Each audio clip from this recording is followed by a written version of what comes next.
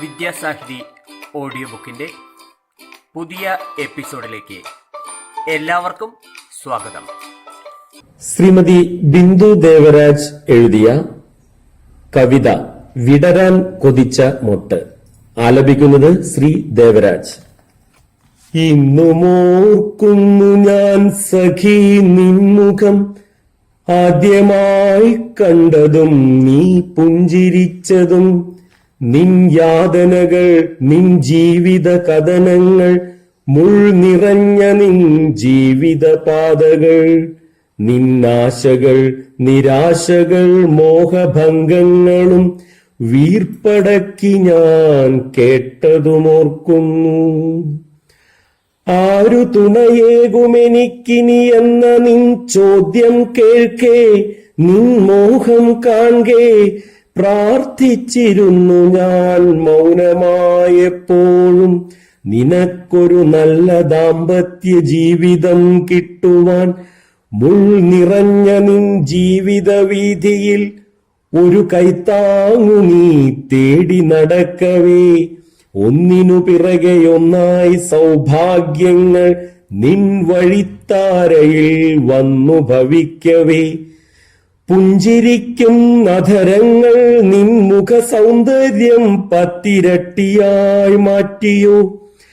മുടിയിൽ മുല്ലപ്പൂവും സ്വർണമാലയും പട്ടുസാരിയും വദനം നിറഞ്ഞ ചിരിയുമായി ഒത്തിരി നാണത്തോടെ ആത്മനിർവൃതിയോടെ കതിർമണ്ഡപത്തിൽ മണവാട്ടിയായി നിൽക്കവേ.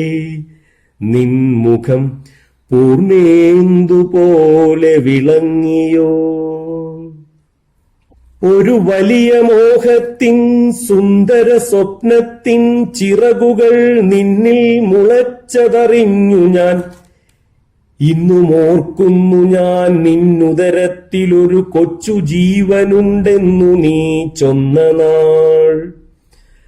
ആ പൊൻതുടിപ്പിനെ പോറ്റുവാനായി നിൻ മോഹങ്ങൾ യാത്രകൾ എല്ലാം ത്യജിച്ചതും.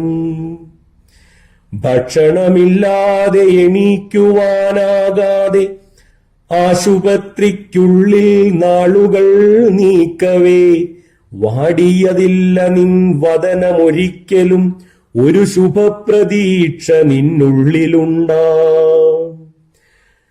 ഒടുവിലൊരു ദിനം നിൻ രോഗലക്ഷണം ശുഭമല്ല ശുഭമെന്നു ഞാൻ അറിയവേ. സ്തബ്ധയായെങ്കിലും നിൻ ശുഭചിന്തകൾ, നിൻ വിശ്വാസങ്ങൾ, നിൻ മോഹങ്ങൾ കേൾക്കവേ. നിശബ്ദയായി മൂകസാക്ഷിയായി നിൽക്കവേ.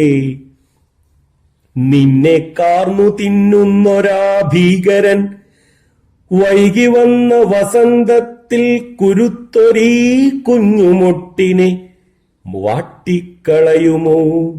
വാടാതിരിക്കട്ടെ നിൻ ജീവന്റെ അംശമാം കുഞ്ഞുമൊട്ടെന്നു പ്രാർത്ഥിച്ചിരുന്നു ഞാൻ. ഈ പനീർമൊട്ടിനെ സംരക്ഷിക്കുവാൻ ഹോമിച്ചിടാമെന്റെ ജീവിതം ഞാനെന്നു നീ മൊഴിയവേ. നിൻ മുഖം കാൺകേ തികട്ടി വന്നൊരാ തേങ്ങലടക്കുവാൻ പാടുപെട്ടു ഞാൻ നിന്നുപോയി നിൻ മുന്നിൽ. കരുണ കാട്ടുമോ ദൈവമെന്നോടൻ കുരുന്നിൻ മുഖമൊന്നു കാണുവാൻ, ഒന്നു ചുംബിക്കുവാൻ, താരാട്ടുപാടുവാൻ, എൻ ജീവരക്തമാം മുലപ്പാലൂട്ടുവാൻ. ഗദ്ഗദത്തോടെ നീ ചോദിച്ച നേരത്ത് ആശ്വസിപ്പിക്കുവാൻ വാക്കുകൾ കിട്ടാതെ തിങ്ങി ഞെരുങ്ങുമെൻ തൊണ്ടയിൽ തങ്ങിയ ഗദ്ഗദം തെല്ലൊന്നടക്കുവാനാകാതെ കുളിർമഞ്ഞേറ്റു കിടക്കും ദർഭപോൽ തണുത്ത നിൻ കൈകൾ, എൻ കൈ മുറുകെ പിടിച്ച നിൻ വിരലുകൾ മെല്ലെ അടർത്തി ഞാൻ പുറത്തേക്കിറങ്ങവേ. പൊട്ടിയൊഴുകിയ കണ്ണുനീർ ചാലുകൾ മെല്ലെ തുടച്ചു ഞാൻ തൂവാലത്തുമ്പിനാൽ.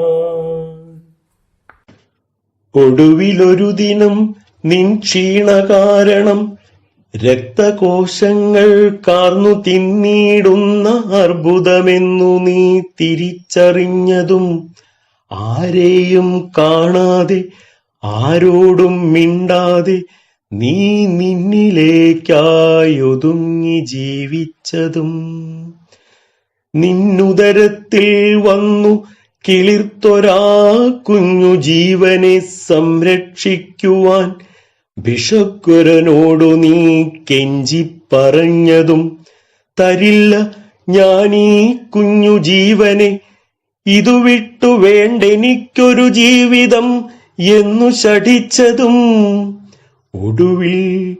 ഒടുവിലാ കുഞ്ഞു പൂമൊട്ടിനെ നിന്നുദരത്തിൽ ചേർത്തു പിടിച്ചു നീ എന്നേക്കുമായി യാത്ര പറഞ്ഞതും സ്വപ്നത്തിലെന്ന പോൽ ഓർക്കുന്നു ഞാൻ സഖീ.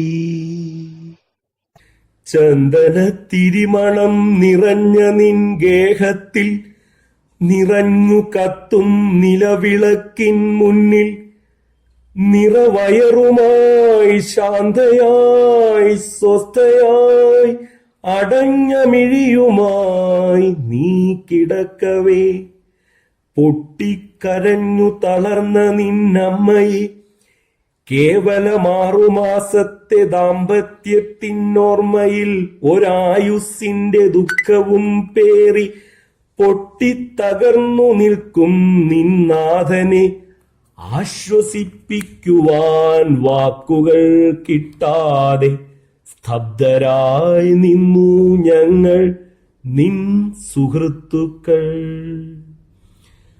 അർത്ഥമില്ലെങ്കിലും പ്രാർത്ഥിക്കയാണു ഞാൻ, നീ വരും ജന്മമൊരു പെണ്ണായി പിറക്കുവാൻ, ഒരു നല്ല ഭാര്യയായി അമ്മയായി ജീവിച്ചു നിൻ മോഹം തീർക്കുവാൻ, നിൻ നാഥനോടൊപ്പം എൻ സഖീ.